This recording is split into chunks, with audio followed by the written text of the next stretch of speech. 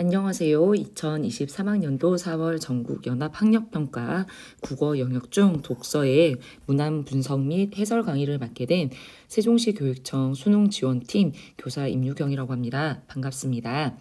이번 4월 경기도 학력평가의 경우 3월에 비해서 평이했다라는 의견이 다수인 반면 입시기관에서 발표한 예상 표준 점수를 기준으로 해서 이게 지금 4월이 예를 들면 3월보다는 그러니까 쉬웠지만 수능에 비해서는 오히려 4월이 더 어려웠다라는 평이 있습니다. 하지만 저는 조심스레 4월 같은 경우는 N수생이 유입되지 않고 지금 수능에서는 N수생이 유입이 되므로 단순히 표준 점수를 수치 그대로 판단하는 것은 정확하지 않다고 생각하고 있습니다. 그래서 저는 이번 4월 학력평가의 전체 독서 지문 중에서 대표 문항으로는 명과 실의 관계에 대해 공손용과 후기 묵가의 관점의 차이를 다룬 인문 영역, 그리고 전기 화학식 가스 센서를 다룬 기술 영역을 선정하였습니다. 물론 특허법을 다룬 사회 영역이 비교적 지문의 길이가 길지만 실제 문항을 풀이하는데 큰 어려움이 없었을 거로 생각하여 인문과 기술 영역을 선정했습니다. 그럼 지난 3년간의 인문 영역에 기출되었던 주제를 간략히 표로 이렇게 만들어 보았습니다. 그럼 내용을 떠나서 직관적으로 2020년을 기준으로 2021년과 2022년 그리고 2020학년도에 차이점이 보이시나요? 네, 인문 영역의 기출 빈도가 늘어났다는 것을 확인할 수 있습니다. 물론 여기 2020학년도에 수능에는 표에는 지금 표기가 안 되어 있지만 이때는 인문과 사회의 융합 영역이 수능에 기출되었습니다. 이처럼 인문 영역은 항상 문제가 나온다라고 보시면 되는데 그러면 지문을 먼저 본 다음에 그 다음에 문제를 풀도록 하겠습니다. 그럼 여러분들이 지문을 파악할 때 첫 번째 문단에서는 이야기의 시작, 그래서 이제 주제를 던지게 되는데 여기에서는 이름과 실제의 상관관계를 다루는 명실의 문제라고 제일 첫 문장에서 언급되어 있었습니다.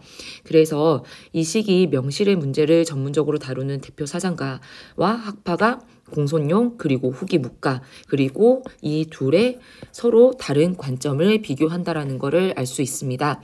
그럼 두 번째 문단에서는 공손용에 대한 이야기가 되어 있는데 예를 들면 여기서 보시는 것처럼 실이나 물이나 혹은 여기 명이라든지 낯선 용어가 등장을 하겠지만 이러한 낯선 용어는 지문의 내용을 바탕으로 바로바로 판단하시면 될 것 같습니다. 다시 지금 두 번째 문단에서 공손령의 인물은 실이 물로부터 파생된 것이라고 하였습니다. 그래서 이제 핵심 내용은 물은 천지 만물을 뜻하고 그리고 실은 물에서 분화된 각각의 개체이며 이를 지시하는 역할이 바로 명이다 라고 얘기를 했죠. 그래서 관계로 따지면 잠시만요. 물 그리고 실 그리고 명의 관계를 정확히 이해하는 것이 좋을 것 같습니다. 그리고 내용상의 추가로 인간들이 붙이는 명은 인간과 무관하게 분화되어 있는 실들 사이에서 다름을 인간에서 입장에서 구별하고 확장하였다. 그래서 이 공손용이라고 하는 인물은 여기서 어떤 실은 그것을 가리키는 어떤 명에 의해서만 유일하게 지시되어야 된다는 것. 그래서 핵심은 여기서 유일하게. 그래서 다시 설명해야 하는 게 어떤 부분에 있냐면 여기 두 번째 문단에서 핵심 내용은 다시 명과 실의 엄격한 1대1의 대응의 관계를 통해 명이 그 역할을 할 때 오해나 문제가 생기지 않는다. 즉 공손용 같은 경우는 여기 오른쪽에 간단히 정리할게요. 공손용은 명과 실의 관계를 1대1 대응 관계라고 보았습니다. 그래서 추가로 설명한 부분을 확인하자면 공손용에 따르면 여기 이 부분을 확인하시면 좋아요. 공손용에 따르면 서로 다른 실인 이것과 저것이 똑같이 이것이라는 명으로 지시된다면 서로 구별하지 않게 된다라고 하였고, 그 결과 어떤 사람은 이것이라는 명으로 이것이라는 실을, 다른 사람은 이것이라는 명으로 저것이라는 실을 혼란을 빚게 된다라고 하는데, 이거에 대해서 간단히 표기로 정리를 해보자면 여기에 명과 실이 위에 있는 부분으로 기준으로 잡았을 때 실이 만약에 이것과 저것이 있었는데 이거를 둘 다 이것으로 구별하게 되면 어떤 사람은 예를 들면 이것이라는 실을 이것으로 부를 것이고 또 다른 사람은 저것이라는 실을 이것으로 부르기 때문에 이렇게 혼란을 빚을 수밖에 없다라고 얘기했습니다. 그러면서 핵심되는 문장이 세 번째 문단에 흰 말은 말이 아니다라고 설명이 되어 있죠. 이 문장이 낯설 수 있지만 이 문장에 대해서 공손용이 주장하는 바는 이렇습니다. 무엇이냐면 말이라고 하는 거는 형체를 부르는 데 쓰는 단어이고 희다라는 거는 색을 부르는 데 쓰인 단어이기 때문에 흰 말은 말에 희다라는 속성이 함께하는 것이므로 말과 다르다. 그러니까 속성이 추가됐다라고 보시면 될 것 같죠. 말을 구할 때 그러니까 말이라고 하죠. 예를 들면 이게 명이라고 할 때 그리고 실 보면 말을 구할 때는 노란 말이든 검은 말이든 를 구할 수 있지만 데리고 올 수 있지만 만약에 흰 말을 구할 때는 노란 말과 검은 말을 데려올 수 없다. 그러므로 이 두 명은 동일하다고 볼 수 없다. 그래서 다시 여기 흰 말은 말이 아니다라는 개념이 성립하게 되는 겁니다. 그래서 여기 이렇게 일상에서 흰 말이 있을 때 말이라고 하면 특정 속성이 지정되지 않은 말이라는 단어로 흰 말처럼 특정 속성을 가진 말이 지시하는 것에 대해서 말이라는 명과 흰 말이라는 명은 지시하는 대상이 다르므로 용법을 구별해야 된다라고 하였습니다. 그런데 여기에서 묵가 같은 경우는 반면이라고 되어 있죠. 그렇기 때문에 공손용과 상반되는 의견을 보여주는데 다시 흰 말은 말이다. 흰 말이 타는 것은 말을 타는 것이다 라고 하면서 그 공손용의 주장에 반대하였습니다. 이에 대해서 다시 정리를 해보자면 후기 묵가는 어떤 실은 이것이라는 명에 의해서도 지시되면서 동시에 그러니까 하나의 실은 이것이라고도 지시되지만 저것이라고도 지시될 수 있다라고 보았습니다. 즉 흰 말은 흰 말이면서 예를 들면 검은 말은 검은 말이죠. 근데 흰 말이 말도 될 수 있다. 검은 말도 다시 말도 될 수 있다라고 하였기 때문에 후기 묵가의 경우에는 뭐라고 되어 있냐면요. 실을 앞으로 쓰면 흰 말이라고 했을 때 흰 말은 말도 되면서 흰색 속성을 가지고 있는 흰 말로도 불릴 수 있다. 역시나 검은 말은 말이면서 검은 말이라고 명을 부를 수 있다라고 되어 있습니다. 그래서 공손용과 다르게 여기 다시 문단에서 후기 묵가는 하나의 명이 지시하는 실은 오직 하나뿐이라는 주장에도 반대하였다라고 되어 있습니다. 즉 공손용 같은 경우는 여기 보시면 1대1의 관계를 주장하였지만 후기 묵가 같은 경우는 1대1이 아닐 수도 있다. 즉 여기 안 적었네요. 실은 하나이지만 명이 두 개도 될 수 있다라고 되어 있는 설명을 확인할 수 있습니다. 그리고 기억에는 이것과 저것 두 마리의 새, 그러면 이것과 저것이라고 하는 거는 두 개의 실이라고 볼 수 있죠. 두 마리의 새가 모두 명이라면 이 것과 저것을 모두 예를 들면 이 두 가지의 서로 다른 실을 둘 다 학이라는 명으로 지시할 수 있다라고 되어 있습니다. 그리고 후기 묵가는 이 명과 실의 그리고 다시 한번 언급하고 있네요. 명과 실의 엄격한 1대1의 관계를 이렇게 부정한 것이라고 되어 있고요. 명에 대한 논의를 설명하고 있습니다. 달명은 천지 만물을 총괄하여 지시하는 것.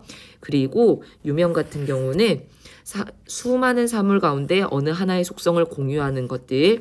그리고 맨 마지막으로 사명 같은 경우는 가리키는 대상이 오직 하나인 명을 말합니다. 그리고 사명에는 다시 두 가지로 나뉘는데 그 하나는 첫 번째는 고유명사, 두 번째 같은 경우는 여기 새라는 유명을 어떤 한 마리의 특정한 새를 가리킬 때 사용하는 것이라고 되어 있습니다. 예를 들면 집에서 키우는 강아지의 이름이 발바리인데 발바리의 이름을 굳이 부르지 않고 이 개라고 지칭한다면 그거는 오직 그 특정한 하나의 그 강아지를 지칭하는 거이기 때문에 여기는 사명에 해당한다라고 볼 수 있는 거죠. 여기까지 내용을 정리하였는데요. 저는 이제 대표 문항으로서 11번과 12번을 풀어드릴 건데요. 우선 11번을 보면 기억이 아까 어떤 문장이었죠? 네, 여기 다시 위로 돌아가시면 이것과 저것 두 마리 새가 모두 학이라면 이것과 저것을 모두 학이라고 부를 수 있다라고 하는 후기 묵가의 관점을 대변하는 예시라고 볼 수 있는 거죠. 그렇게 보면 지금 하단에 이 후기 묵가의 생각에 대해 공손용의 견해와 부합하는, 즉 이 후기 묵가의 생각을 반대하는 공손용의 견해를 설명하라고 되어 있습니다. 그렇게 보면 가장 적절한 것은 우선 제일 먼저 4번이었는데요. 이 4번에 대한 근거는 여기 보시면 두 번째 문단에 정확하게 설명이 되어 있습니다. 문장이 심지어 거의 동일한데요. 여기 다시 학이라는 하나의 명으로 이것과 저것을 모두 지시한다면 이것과 저것의 실이 서로 구별되지 않을 것이다 라고 되어 있는데 하나의 명으로요. 그러면 두 번째 문단에 어떤 내용이 있냐면 서로 다른 실인 이것과 저것을 똑같이 이것이라는 명으로 지시하게 된다면 서로 구별되지 않게 되고 라고 하여 공손용의 의견을 확인할 수 있습니다. 이처럼 4월 모의 학력평가가 상대적으로 여러분들이 3월에 비해서 풀기 쉬웠다라고 한다는 거는 이런 선지에서 적절성을 판단하기 위해서 찾아야 되는 지문의 근거가 생각보다 여러 곳에 흩어 있지 않고 정확히 문장으로 표현되어 있어서 문제를 푸는데 큰 어려움은 없었을 거라고 생각을 합니다. 그런데 저희 학교 같은 경우는 여기 선지 3을 틀린 경우가 많았는데 이거를 간단히 보도록 할게요. 학을 각각 이것과 저것이라는 명으로 부른다면 두 학은 동일한 실이 서로 다른 명으로 불린 것이다 라고 되어 있는데 아까도 말씀을 드렸죠. 두 학이 보시면 두 학은 동일한 실이 서로 다른 명으로 불린 것이다. 기본적으로 저희 공손용은 명과 실에 대해서 어떤 관점을 지녔죠? 네, 1대1 대응 관계를 기준으로 잡았습니다. 그런데 동일한 실이 서로 다른 명으로 불린다는 것을 오히려 공손용은 반대할 수밖에 없는 거죠. 그러므로 이 3번 선지는 적절하지 않다라는 것을 확인할 수 있습니다. 그리고 12번 문항은 38.51%로 본교 학생들이 풀었던 독서 영역 중 가장 낮은 정답률을 보이고 있습니다. 지문에서 제시된 명과 실의 관계에 대해 공손용과 후기 묵가의 의견을 명확히 이해한 상황에서 보기에서 제시된 대화에 적용해야 되므로 다소 어려운 문항이라고 볼 수 있습니다.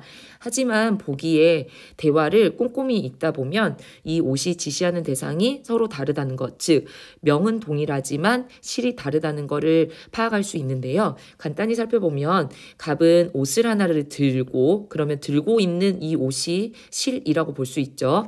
이 옷을 하나 들고 옷장을 보면서 한숨을 쉬면서 옷이 없어 라고 얘기를 했습니다. 그럼 을이 네가 지금 들고 있는 그 옷은 뭐냐라고 했을 때 이 을이 말한 명, 여기에 옷은 다시 갑이 들고 있었던 이 실을 지칭한다고 볼 수 있고요. 옷장 안에 옷이 이렇게 많은데 무슨 옷이 없어? 라고 했을 때 여기서 말하고 있는 옷은 입을 옷, 즉 본인이 입고 싶은 옷이 없다라고 했을 때 B와 다르다는 것을 확인할 수 있습니다. 그리고 갑은 다시 옷이 정말 없다는 게 아니라 라고 했을 때 여기서 을이 언급했던 C의 옷과 동일하게 입을 옷이라는 개념으로 보시면 될 것 같고 그리고 다시 속성이 추가된 빨간 옷이 필요한데 그 옷이 없다라는 말로 쓰였다라고 볼 수 있죠. 그러면 이 내용을 바탕으로 문제를 풀어보면 정답은 우선 4번이었는데요. 여기 D와 D라는 명과 E라는 명이 같은 대상을 지시하고 있으므로 라고 되어 있습니다. 그런데 공손형은 특정 속성이 지정되지 않은 단어로 특정 속성을 가진 대상을 지시하는 문제가 나타나고 있다라고 볼 수 있는데 우선 첫 번째 여기 D에서 언급된 옷과 E에서 언급된 옷이 동일한 같은 대상을 지시하고 있다라고 되어 있는데, 갑이 언급하고 있는 내 말은 옷이 없어라고 했을 때 이 옷은 입을 옷, 그리고 E라고 하는 옷은 본인이 빨간 옷을 입고 싶은데 빨간색이 없다라는 거이기 때문에 이 둘의 실은 지금 현재 다른 대상이라 볼 수 있습니다. 그러므로 여기서 같은 대상이라고 지시하고 있다라고 하여서 전혀 다르다라고 볼 수 있겠습니다. 근데 나머지 문제 중에서 2번, 3번을 좀 추가로 선지를 확인할 건데요.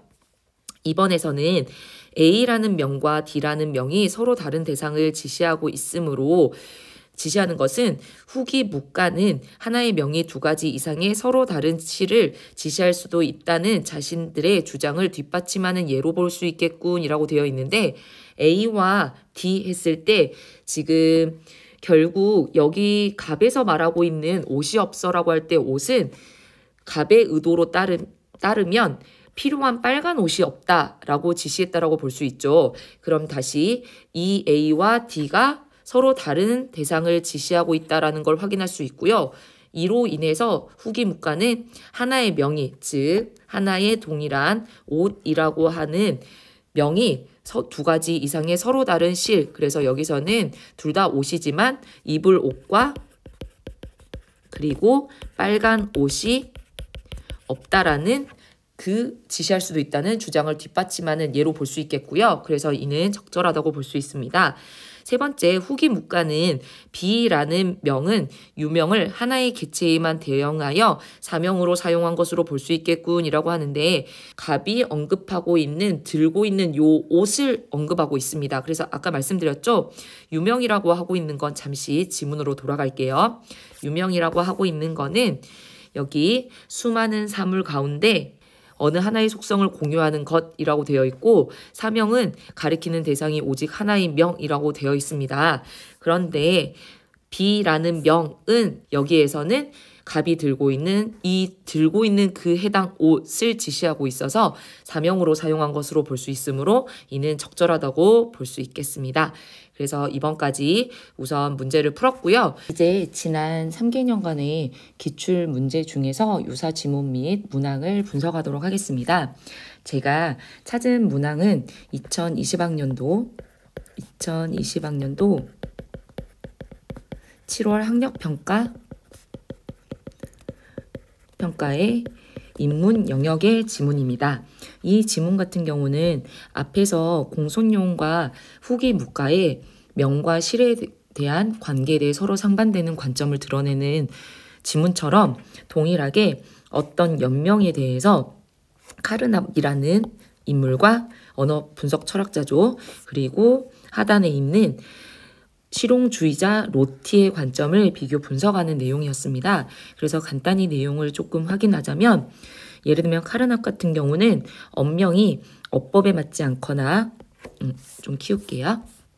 어법에 맞지 않거나 관찰 가능한 경험적 문장으로 환원될 수 없다라고 하면 이를 사이버 언명으로 부르며 배척하였다라고 합니다. 그래서 예시도 들어져 있고요. 그 하단에 그리고 추가로 언어가 세계를 반영하고 있다고 보았던 카르납 같은 경우는 언어를 논리적으로 분석을 하였는데, 그때 이 언어를 문자적 언어, 은유적 언어 두 가지로 나누고, 이 문자적 언어 같은 경우는 과학과 같은 객관적 사실의 영역에, 후자의 은유적 언어 같은 경우는 문학과 같은 정서적 표현 영역에 고정해 두었고요. 과학적이고 객관적 사실의 영역의 안에서는 세계의 진리를 설명하고자 했기 때문에 그들한테 시인들의 은유적 언어는 참과 거짓을 판단하는 것이 무의미한 대상에 불과했다. 즉 오직 핵심은 문자적 언어만이 세계의 진리에 접근할 수 있는 길이라고 여겼습니다. 그리고 로티 같은 경우는 어떤 특정의 고정적 의미나 초월적 진리가 담겨 있을 수 없다라는 다원주의적 관점을 보여줬는데요. 예를 들면 언어라고 하는 거는 언어를 사용하는 사람들에 의해 우연하게 정해지는 것이라고 되어 있고요. 또 여기에서도 객관적인 로티도 똑같이 보시면 객관적인 문자적 언어와 주관적인 은유적 언어는 명확히 구분될 수 없으며 그러면 지금 카르납의 관점과 상반되는 걸 확인할 수 있죠. 언어를 구분할 수 있는 그 기준도 존재하지 않는다. 그리고 언어를 구분한다는 것은 대상의 본질을 지시하는 하나의 특별한 언어가 있다는 생각인데 이러한 생각도 심지어 언어의 우연적 속성에 부합하지 않는다라고 보았습니다.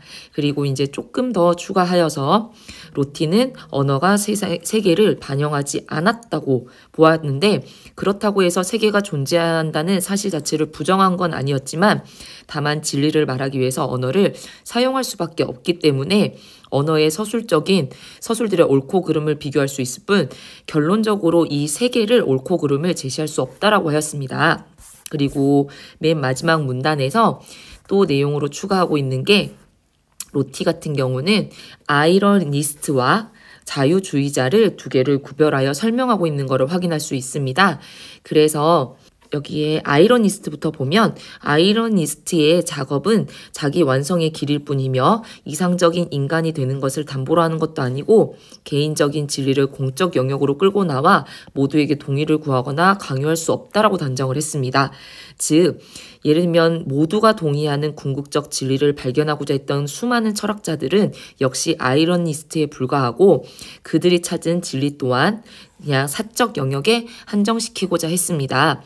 그래서 이렇게 되면 사람들이 너무 공적인 거에 대해서 무관심할 수 있으므로 이에 대해서 공적 영역에서는 자유주의자가 돼야 된다라고 되어 있습니다. 자유주의자는 대화와 타협을 통해 제도와 관습을 부정적인 측면을 고쳐나감으로써 사회의 약자의 고통을 줄여나가는 연대성을 실천하는 사람, 즉 행동하는 사람이라고 볼 수 있는 거죠. 그래서 두 언명에 대한 그리고 언어가 세계를 반영하고 있느냐 안 하느냐에 대해서 카르납과 노티의 의견을 비교하고 있는 지문이라고 볼 수 있기 때문에 굉장히 유사성이 높다라고 볼 수 있습니다. 저는 34번과 35번을 간단히 풀어드릴 건데요. 34번의 경우는 지금 2023학년도 4월 학력평가에 11문항에 기억에서 제시된 사례에 대해서 공손형의 견해를 묻고 있어서 이와 상당히 유사하다고 볼 수 있습니다. 그래서 보기의 내용을 간단히 설명해 드리자면 최근 죽은 채 발견된 향유 고래에 부검한 결과 뱃속에서 100kg에 달하는 플라스틱의 쓰레기가 나왔고 눈으로 확인이 가능하죠. 향유 고래를 부검한 과학자는 플라스틱 쓰레기로 인해 향유 고래가 죽었다. 그러면 지금 향유 고래를 직접 부검하였고 이러한 결론을 도달했다라고 했을 때 이 부검은 현재 관찰 가능한 영역이라고 볼 수 있죠.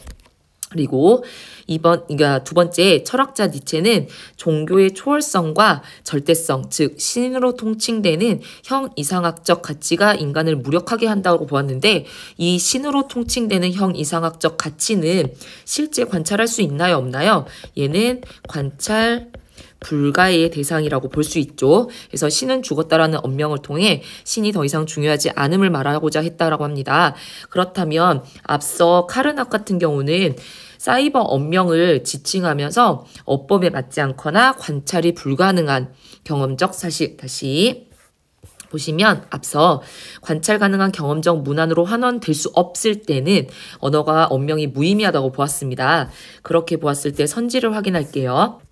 4번이 정답이었는데 이게 적절하지 않는 거를 고르는 거였거든요.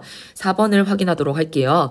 신은 죽었다라는 니체의 말은 종교의 초월적이고 절대적인 가치가 여전히 중요하다고 여기는 사람들에게 거짓으로 판단될 것이라는 점에서 사이버 언명에 해당한다라고 보았는데 아까 확인했듯이 사이버 언명의 두 가지 조건은 어법에 맞지 않거나 관찰이 불가능한 것. 그래서 쉽게 문제를 풀 수 있었습니다. 예를 들면 선지 같은 경우는 향유고래가 플라스틱의 쓰레기로 죽었다는 것은 여기 관찰 가능한 사실이므로 카르납의 기준에서는 유의미한 언명에 해당하겠군, 이런 식으로 푸는 거죠. 다시 이번 선지에서 신으로 통칭되는 형이상학적 가치는 죽음을 관찰할 수 있는 대상이 아니므로 이 말은 무의미한 언명, 즉 사이버 언명에 해당하겠다, 이런 식으로 문제를 풀이할 수 있습니다. 저는 이제 35번의 문항을 풀 텐데요. 35번은 보기에 A에 대한 반응을 예상한 내용으로 적절하지 않은 것이라고 되어 있습니다. 보기를 간단히 읽어보면 일제강점기를 살았던 시인 한용우는 기미 독립운동이 실패로 돌아간 후 당신을 보았습니다라고 하는 시를 썼다라고 합니다. 이 시에서 한용우는 온갖 윤리, 도덕, 법률은 칼과 황금을 제사 지내는 연기라는 표현을 통해 당시의 윤리, 도덕, 법률이 본래 취지와는 다르게 약자를 보호하는 데 쓰이지 못하고 권력을 지닌 자나 재력을 소유한 자를 위해 봉사하는 구실밖에 하지 못한다는 당대 모순적 현실을 비판하고자 했다라고 합니다. 그런데 여기에 정답은 4번이거든요. 근데 로티가 뭐라고 되어 있냐면 A가, 즉 여기 온갖 윤리, 이에 대해서 한용운에게 개인의 진리로 존재하기 위해서는 한용운과 동시대를 살았던 다른 사람들의 동의가 필요하다고 여길 것이다 라고 되어 있습니다. 개인의 진리. 이거 어디선가 보았죠? 네, 앞에 있었던 여기 아이러니스트에 관련된 내용이었습니다. 이게 뭐였냐면 개인적 진리를 공적 영역으로 끌고 나와 여기 보시면 모두에게 동의를 구하거나 강요할 수도 없다라고 보았다라고 되어 있으므로 이는 4번 선지에서 그 한용운에게 개인의 진리로 존재하기 위해 개인의 진리로 존재하기 위해 다른 사람들의 동의가 필요하다는 이 표현은 적절하지 않다라고 볼 수 있는 거죠. 그럼 다시 1, 2번을 간단히 풀어보도록 할게요.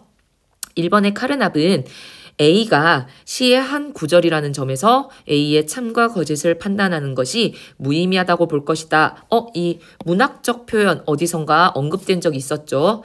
여기 확인할 수 있죠. 네. 이 은유적 언어가 있는데 은유적 언어 같은 경우는 문학과 같은 정서적 표현에 해당하기 때문에 각각 고정하자고 얘기를 했습니다. 그리고 은유적 언어는 참과 거짓을 판단하는 무의미한 대상에 불과했다.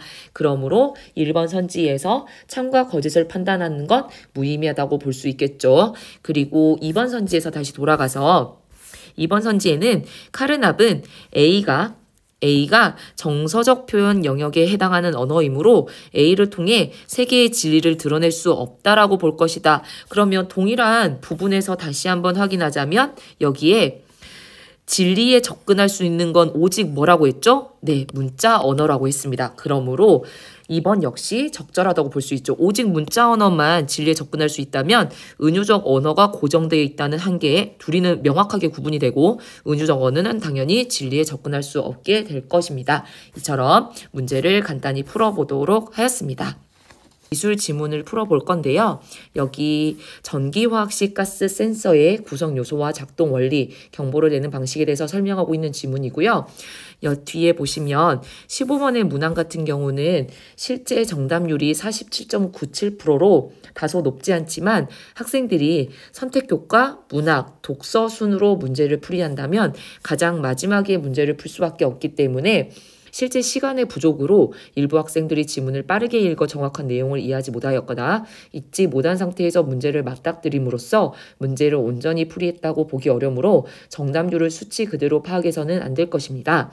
같은 맥락에서 16번 문항 역시 43.19%로 정답률로 조금 낮은 편이지만 지문을 제대로 파악한 이후에 문제를 풀이했다면 정답을 충분히 맞출 수 있을 거라고 생각을 합니다. 지문의 내용을 간단히 확인하자면 전기화학식 가스 센서는 화학 반응을 통해 발생하는 전류를 이용하여 특정 가스를 검지하기 위한 장치다라고 해서 첫 문장에 주요 개념에 대해서 설명을 해주고 있죠. 그리고 두 번째 문단부터는 구성 요소에 대한 설명인데 유입부, 감지부, 후방부로 구성이 되고요. 여기 첫 번째 유입부에서는 가스가 센서로 들어오면 검지하고자 하는 가스 이외에 불순물을 걸러주는 기능을 담당하고 여기에는 먼지 필터, 간섭 가스 필터, 분리막 이렇게 3개로 구성되어 있다고 합니다.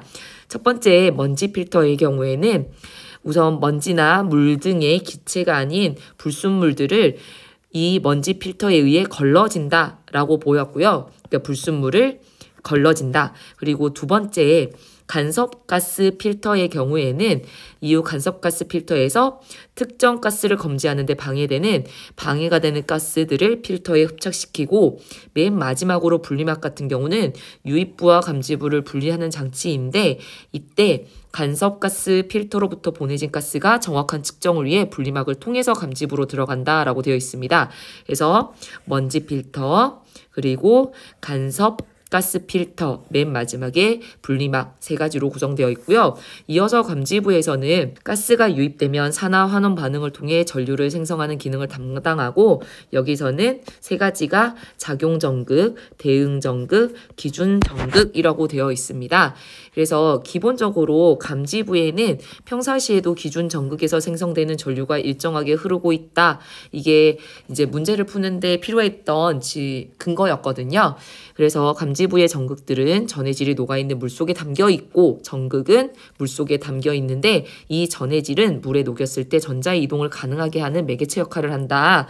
그리고 분리막을 통과하여 감지부에 도달한 가스가 먼저 작용 전극에서 물과 반응해서, 그럼 첫 번째 여기에서 적용해서 물과 반응하여 수소이온과 전자를 생산하는 산화 반응을 하게 되고요. 이걸 활발하게 유도하기 위해 작용 전극은 여러 개의 구멍으로 이루어진 다공성막의 형태를 띠고 있다라고 되어 있는데, 여러분들이 문제를 혹시 풀 때 이렇게 뭐뭐하기 위해 뭐뭐하다라고 하는 내용 같은 경우는 이게 선지에서 활용되는 경우가 많거든요. 그래서 여러분들이 이런 내용을 조금 초점을 잡고 지문을 읽으시면 좋을 것 같습니다. 그리고 다시 이어서 산화 반응의 속도를 증가시키기 위해, 그럼 여기서도 다시 반복되는 거를 확인할 수 있죠. 그래서 여기도 위에를 확인할 수 있고요. 그래서 산화 반응을 거쳐 발생한 수소이온과 전자는 전해질을 매개체로 하여서 어디로 이동이 되냐면 대응 전극으로 이동한다라고 합니다. 대응 전극에서 수소이온과 전자가 후방부의 산소 유입구에서 공급된 산소와 결합하여 물이 되는 환원 반응 이 일어나게 되면, 이 과정에서 뭐가 작용 전극과 대응 전극 사이에 전자의 이동량만큼의 전류가, 그러면 보시면 이것도 중요해요. 뭐뭐만큼의 전류가 발생하고 발생하는 전류의 양은 가스 농도에 비례한다라고 했을 때 이 비례 기준이 상당히 문제의 선지에서 활용이 되는 경우가 많습니다. 맨 마지막에 지금 후방부, 세 번째 후방부에서는 감지부에서 발생한 전류를 통해 가스의 누출 여부를 확인하고 그 누출된 가스의 농도를 측정하는 기능을 하게 되는데, 여기에는 집전장치와 센서핀 그리고 산소 유입구로 구성되어 있다고 합니다. 보시면 이렇게 세 가지로 되어 있고요. 이 감지부에서 새롭게 생성된 류는 집전장치를 통해 한 곳으로 모아져서 센서핀으로 이동하게 되죠. 집전장치를 통해서 이동을 한다고 듭니다. 그래서 센서핀에는 새롭게 생성된 전류의 양과 평상시에 흐르는, 그럼 이 평상시에 흐르는 전류의 양 어디서 보신 적이 있으셨나요? 네, 저기 감지부에 있는, 여기 감지부는 평상시에도 기준 전극에서 생성되는 전류가 일정하게 흐르고 있다. 즉, 이 기준 전극에서 일정한 전류가 흐르고 있다는 걸 확인할 수 있죠. 그래서 새롭게 생성된 전류의 양이 더 많다면 누출을 검지하고 가스의 농도를 측정하게 된다라고 되어 있습니다. 다시 이제 그 경보의 방식에 대해서 설명하고 있는데요. 즉시 경보형과 그리고 지연 경보형, 그러면 이렇게 기역 니은으로 해놓았다는 건 두 개를 비교하는 혹은 두 개를 적용하는 문제가 나올 수 있는 것이고요. 즉시 경보형은 예를 들면 설정된 경보 설정치 이상이 되면 바로 경보를 내는 방식. 그래서 그 가스의 발생 자체가 위험한 경우에 바로 사용할 수 있는 거고요. 두 번째 같은 경우는 지연 경보형은 검지된 가스의 농도가 경보 설정치를 넘더라도 바로 하지 않고 일정한 시간으로 설정된 지연 시간 동안 농도가 경보 설정치 이상으로 유지될 때, 그때 그 경보를 하는 방식이라고 볼 수 있습니다. 문제를 보도록 하겠습니다.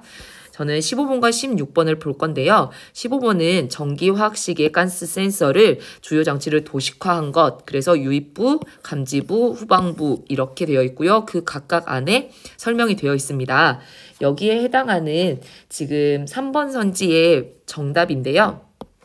보시면 D의 위치는 작용전극입니다. 다공성 마개 형태를 띠고 있는 이유는 C로부터 유입되는 가스의 양을 조절하기 위해서이겠군이라고 됐는데, 여러분 아까 기억이 나시나요? 뭐뭐의 위에라고 하는 내용은 활용이 잘 된다라고 되어 있는데, 여기 되어 있네요. 이러한 산화 반응을 활발히 유도하기 위해 작용 전극은 여러 개의 구멍으로 이루어진 다공막의 형태를 띠고 있다. 산화 반응을 활발히 유도하기 위해서인 거지 가스 양을 조절하기 위해서인 거는 아닙니다. 그럼 그 중에서 4번을 간단히 풀어보면 4번에서 지에서 센서핀에서 가스 누출이 검지되었다면 D와 E 사이에 생성된 전류의 양이 F에서 생성된 전류의 양보다 많겠군이라고 되어 있는데, 아까 항상 기준 전극에서는 일정량의 전류가 흐르고 있고, 그리고 이것보다 더 많았을 때, 보시면 다시 근거를 보도록 하겠습니다. 보시면 여기죠. 평상시 흐르는 전류의 양을 비교하여 새롭게 생성된 전류의 양이 더 많다면, 이를 근거로 이 4번 선지에서 D와 E에 생성된 전류의 양이 F에서 생성된 전류의 양보다 많겠군이라 했을 때 F는 기준 전극, 이미 일정하게 유지되고 있는 것, 그리고 새롭게 생성된 게 더 많다면 가스 누출 검지되었다라고 볼 수 있는 거죠. 그래서 이거는 적절한 선지라고 볼 수 있습니다. 그리고 16번 문항의 경우에는 즉시 경보형과 지연 경보형에 대한 정보를 바탕으로 내용에 적용하는 문제였습니다. 즉 지문을 통해 즉시 경보형은 가스 농도가 센서에서 설정된 경보 설정치 이상이 되면 바로 경보를 내는 방식, 지연 경보형은 일정 시간으로 설정된 지연 시간 동안 가스 농도가 경보 설정치 이상으로 유지되는 경우에 경보하는 방식임을 파악할 수 있었습니다. 그래서 가스 농도 이제 여기에 P에 있는 P1과 P2가 보시면 경보 설정치라고 볼 수 있고요. 설정치라고 볼 수 있고, 여기에 예를 들면 지금 B의 기준에서 P1으로 경보 설정치를 만들어 놓았을 때 이 B에 만약에 가스 농도가 도달한다면 즉시 경보형 같은 경우는 바로 올리게 되는 거죠. 지문의 내용을 바탕으로 보기에 그래프를 적용하여 선지의 적절성을 판단하는 문제였습니다. 그렇게 보면 정답은 4번 선지인데요. 4번 선지를 먼저 보도록 하겠습니다. 경보 설정치가 P1으로 설정되어 있고, 니은이 이거는 지연 경보형이죠. 니은이 C에서 경보를 냈다면 경보 지연 시간은 D만큼 설정되어 있겠군이라고 되어 있는데, 보시면 니은이 여기에 C에서 경보를 냈다면, 그렇게 됐다면 경보 지연 시간이 지금 D까지 설정이 되어 있다라고 하는데, 아까 지연 경보형이 어떤 형이었나요? 네, 맞아요. 지금 지연 경보형 같은 경우는 일정 시간으로 설정된 지연 시간 동안 가스 농도가 경보 기준치보다 높게 나와야 된다라고 하였습니다. 그러면 지금 D까지 설정이 안 되는 건 만약에 P1이 기준이라고 했을 때 지금 P1보다 기준이 높은 거는 D 이전에 끝나게 되는 거죠. 그러면 C가 울렸다 하더라도 D만큼 설정되었다라고 하는 건 틀릴 수밖에 없는 구조라고 생각을 하시면 될 것 같습니다. 그리고 다시 나머지 선지를 확인해 볼 텐데요. 만약에 3번 선지 같은 경우는 지금 보시면 경보 설정치를 P1에서 P2로 변경하게 되면 기억은 즉시 경보형이죠. 기억이 경보내는 시점은 더 빨라지겠군이라고 되어 있는데, P1을 봅시다. P1을 P2로 지금 변경하게 되면이라고 하는데, 잠시만요. P1을 P2로 바꿨을 때 그러면 즉시 경보형이 좀 더 빨리 울리겠대요. P1은 만약에 즉시 경보형이라면 언제 경보가 울릴까요? 네, B에 여기에 맞닿아 있는 부분, 이 부분에서 B에서 울린다는 걸 알 수 있는데, P2로 내리게 된다면 가스의 농도가 P2 경보 설정치에 이르는 이 지점, 그러니 B보다는 좀 더 이른 시간에 경보가 울린다는 걸 확인할 수 있게 되는 거죠. 이제 지난 3개년간의 기술 영역의 기출을 간단히 표로 정리해 보았는데요. 여기 보시면 표 안에 빈칸들을 확인할 수 있습니다. 이 빈칸들은 과학 영역의 기출인데요. 과학과 기술 영역의 기출은 마치 상보적 관계처럼 과학이 나오면 기술이 안 나오고 기술이 안 나오면 과학이 나오는 것처럼 이런 상반된 관계를 보이고 있습니다. 지금 기술은 과학에 비해서 조금 더 많이 기출되는 것을 확인할 수 있습니다. 제가 실제 유사 문항으로 가져오게 된 것은 2021학년도 4월 학력평가의 기술 지문입니다. 여기는 디지털 이미지 압축 기술에 대한 내용이고요. 여기 보시면 압축 기술에는 무손실 압축과 손실 압축, 그리고 이 손실 압축에 대해서 좀 더 상세하게 설명하고 있습니다. 손실 압축 기술이 적용되는데 이 방식이 전처리 DCT 양자와 부호화 과정을 거친다라고 되어 있는 거죠. 그래서 마치 앞에 있었던 전기화학식 센서, 전기화학식 가스 센서의 과정이 그 유입부, 감지부, 후방부로 구별되면서 각각의 기능을 설명하고 있는 것처럼 이 역시 전처리 DCT 양자와 부호 과정을 각각의 대한 내용을 설명하고 있는 걸 확인할 수 있습니다.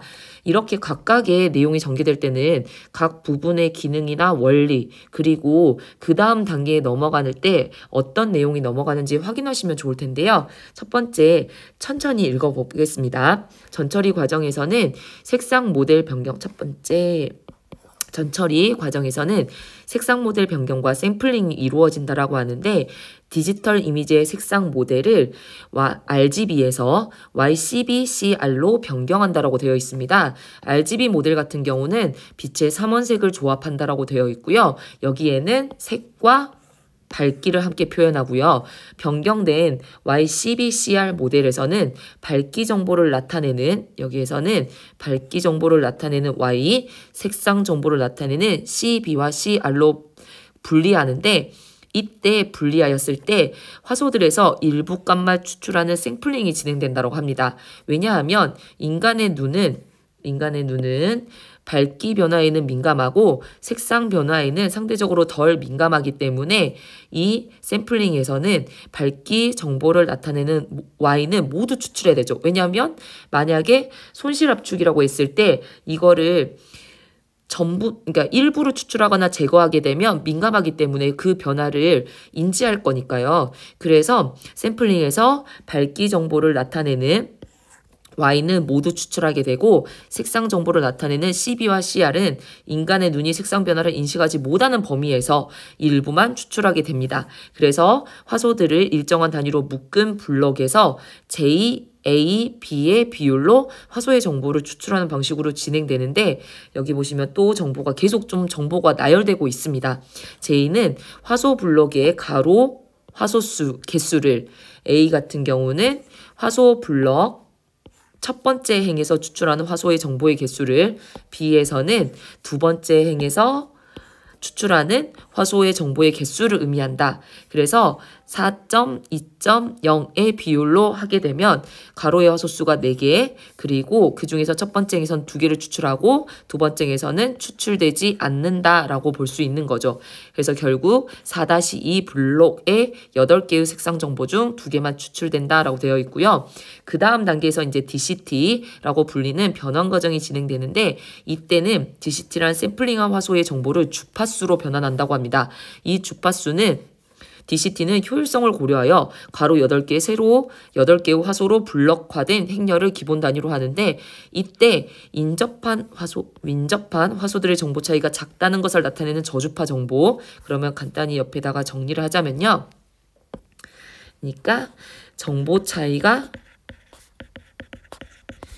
작을 때는 저주파, 그리고 위치는 어디라고 되어 있죠? 네, 행렬의 왼쪽 위라고 되어 있고, 만약에 정보 차이가 클 때는 고주파. 그리고 고주파는 오른쪽 아래라고 되어 있습니다. 요렇게 이런 정보는 활용되니까 유념해서 읽어야 되고요. 그리고 이렇게 분리된 저주파 성분의 절대값은 고주파의 절대값보다 크다라고 되어 있습니다. 그리고 그 다음에 이제 양자화 과정을 세 번째로 거치게 되는데, 양자화 과정에서는 DCT로 얻은 행렬값을 미리 설정된 특정 상수로 나눈 후 반올림하여서 하게 됩니다. 그래서 이때 저주파의 성분의 행렬값은 작은 상수로 나누고, 저주파의 행렬의 값은 작은 상수로 나누고 반올림하지만, 고주파의 성분의 행렬값은 0으로 만들기 위해서 아까 설명했나요? 뭐 하기 위해서, 이런 것도 또 확인할 수 있습니다. 그래서 여기 이 부분에 대한 내용이 활용될 수 있고요. 큰 상수로 나눈 후 반올림한다 라고 되어 있습니다. 그래서 아까 적었던 표에 다시 정보를 추가하도록 할게요.